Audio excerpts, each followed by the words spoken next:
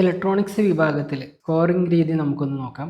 അതിൽ creativity 20 mark ലഭിക്കുന്നുണ്ട്. അതുപോലെ നമ്മുടെ ഇന്നോവേഷൻസ് അതിൻ്റെ 15 പോയിൻറ്റും, അതുപോലെ നമ്മളെ സയൻറ്റിഫിക് തോട്ട് പ്രിൻസിപ്പിൾസിന് 15 മാർക്കും, നമ്മുടെ ടെക്നിക്കൽ സ്കില്ലിന് 15 മാർക്കും, അതിൻ്റെ യൂട്ടിലിറ്റി അതുപോലെ അതിൻ്റെ ഡ്യൂറബിലിറ്റി, അതുപോലെ അതിൻ്റെ എക്കണോമിക് കോസ്റ്റ് എപ്പോഴും ചിലവ് കുറഞ്ഞതായിരിക്കണം, അതുപോലെ പ്രസൻറ്റേഷന് അങ്ങനെ ടോട്ടൽ 100ലേക്കാണ് മാർക്ക്.